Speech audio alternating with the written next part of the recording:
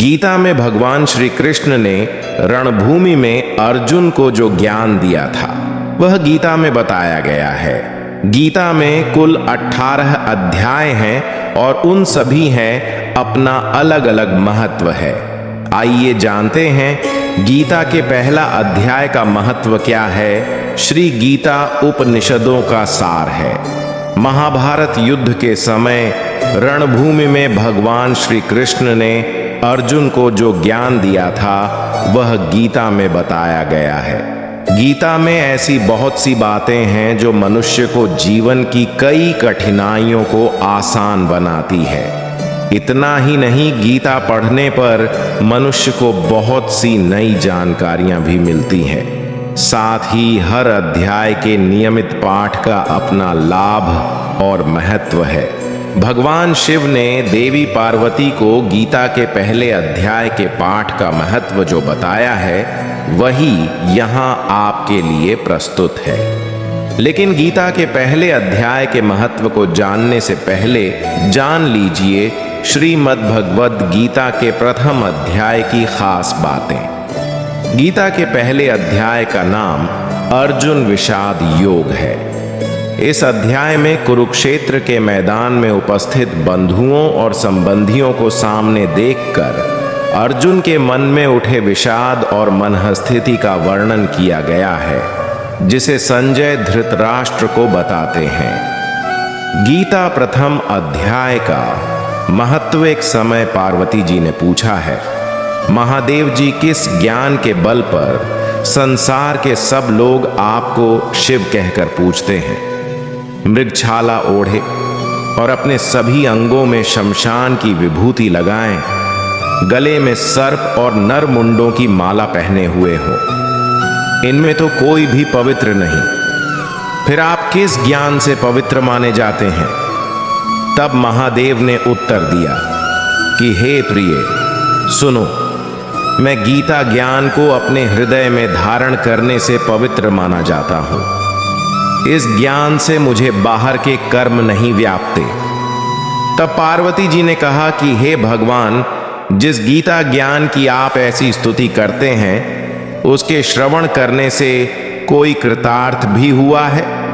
महादेव ने उत्तर देते हुए कहा कि इस ज्ञान को सुनकर बहुत से जीव कृतार्थ हुए हैं और आगे भी होंगे। मैं तुम्हें एक पुरातन कथा कहता हूं, तुम सुनो। एक समय पाताल लोक में शेषनाग की शैया पर श्री नारायण जी नैन मूंद कर आनंद में मग्न थे। उस वक्त भगवान के चरण दबाते हुए लक्ष्मी जी ने पूछा, हे प्रभु, निद्रा और आलस्य तो उन पुरुषों को व्यापता है जो जीव तामसी होते हैं, फिर आप तो तीनों गुणों से अतीत हो। आप तो वासुदेव हो। आप जो नेत्र मूंद रहे हो, इससे मुझके बड़ा आश्चर्य है। नारायण जी ने उत्तर देते हुए कहा, हे लक्ष्मी, मुझको निद्रा आलस्य नहीं व्यापता। एक शब्द रूप जो भगवद गीता है उसमें जो ज्ञान है उसके आकार रूप है। यह गीता शब्द रूप अवतार है। इस गीता में यह अंग है। 5 अध्याय मेरे मुख है, 10 अध्याय मेरी भुजा है, 16वां अध्याय मेरा हृदय और मन और मेरा उदर है, 17वां अध्याय मेरी जंघा है, 18वां अध्याय मेरे चरण हैं। गीता श्लोक ही मेरी नाड़ियां हैं और जो गीता के अक्षर है वो मेरा रोम है। ऐसा मेरा शब्द रूपी जो गीता ज्ञान है उसी के अर्थ मैं हृदय में विचार करता हूं और बहुत आनंद प्राप्त होते हूं। लक्ष्मी जी बोली, हे श्री नारायण जी, जब श्री गीता जी का इतना ज्ञान है तो उसको सुनकर कोई जीव कृतार्थ भी हुआ है, सो मुझसे कहो। तब श्री नारायण ने कहा, हे लक्ष्मी, गीता ज्ञान को सुनकर बहुत से जीव कृतार्थ हुए हैं, सो तुम श्रवण करो। एक व्यक्ति था जो चांडालों के कर्म करता था और तेल नमक का व्यापार करता था। उसने एक बकरी पाली। एक दिन वह बकरी चराने के लिए वन में गया और वृक्ष से पत्ते तोड़ने लगा। वहां उसे एक सांप से डंस लिया। जिससे वह तुरंत मर गया। मरने के बाद उसने बहुत से नरक भोगे और फिर उसका जन्म बैल के रूप में हुआ। उस बैल को एक भिक्षुक ने मोल लिया। वह भिक्षुक उस पर चढ़कर सारे दिन मांगता फिरे। जो कुछ भिक्षा मांग कर लाता वह उसे अपने परिवार के साथ मिलकर खाता और वो बैल सारी रात द्वार पर खड़ा रहता।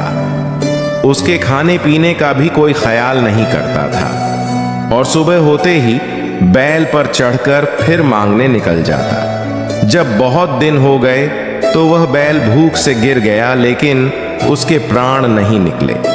नगर के लोगों ने देखा और उस बैल को कोई तीर्थ का फल दे तो कोई व्रत का फल दे, तब भी उस बैल के प्राण नहीं छूटे। एक दिन गणिका आई।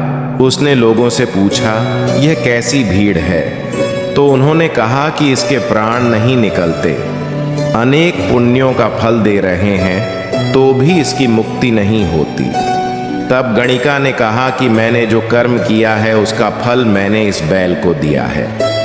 इतना कहते ही बैल की मुक्ति हो गई। तब बैल ने एक ब्राह्मण के घर जन्म लिया। पिता ने उसका नाम सुशर्मा रखा। उसके पिता ने उसे पढ़ाया लिखाया। उसको अपने पिछले जन्म की सुध थी। उसने एक दिन मन में विचार किया, जिस गणिका ने मुझे बैल की योनि से छुड़ाया था उसका दर्शन करूं। विप्र चलते चलते गणिका के घर गया और कहा, आप मुझे पहचानती हैं? गणिका ने कहा, मैं नहीं जानती, तुम कौन हो? तब उसने कहा कि मैं वही बैल हूं जिसको आपने अपने पुण्य दिए थे। तब मैं बैल की योनि से छूटा था, अब मैं विप्र के घर जन्म हूं। आप अपना पुण्य बताएं। गणिका ने कहा कि मैंने अपने जाने पुण्य नहीं किया, परंतु मेरे घर एक तोता है। वह रोज सवेरे कुछ पढ़ता है, मैं उसका वाक्य सुनती हूँ। उस पुण्य का फल मैंने तुम्हें दे दिया। तब विप्र ने तोते से पूछा कि तू सवेरे क्या पढ़ता है? तोते ने कहा, मैं पिछले जन्म में विप्र का पुत्र था। मेरे पिता ने मुझे गीता के पहले अध्याय का पाठ सुनाया करते थे। एक दिन मैंने गुरु से कहा कि मुझको आपने क्या पढ़ाया है? तब गुरुजी ने मुझे शाप दिया कि तू तोता बन जा। इसके बाद से मैं तोता बन गया। एक दिन बहेलिया मुझे पकड़ ले आया और एक विप्र ने मुझे मोल ले लिया। वह विप्र भी अपने पुत्र को गीता का पाठ सिखाता था। तब मैंने भी यह पाठ सीख लिया। उसी दिन विप्र के घर में चोर घुस गए। उन्हें धन तो प्राप्त नहीं हुआ, लेकिन वह मेरा पिंजरा उठा ले आए। उनकी यह गणिका मित्र थी। वह मुझे उसके पास ले आए। सो मैं नित्य प्रातः गीता जी के पहले अध्याय का पाठ करता हूँ, जिसे यह गणिका सुनती है। पर इस गणिका को समझ में नहीं आती। जो मैं पढ़ता हूँ वही इस गणिका ने तेरे निमित्त दिया था। वह श्री गीता जी के पहले अध्याय का फल था। तब विप्र ने कहा कि हे तोते, तू भी विप्र है, मेरे आशीर्वाद से तेरा कल्याण हो। सो हे लक्ष्मी। विप्र के इतना कहते ही वह तोता भी मुक्ति को प्राप्त हो गया। तब गणिका ने बुरे कर्म छोड़ भले कर्म ग्रहण किए और नित्य स्नान करके श्री गीता जी के प्रथम अध्याय का पाठ करना शुरू कर दिया, जिससे उसकी भी मुक्ति हो गई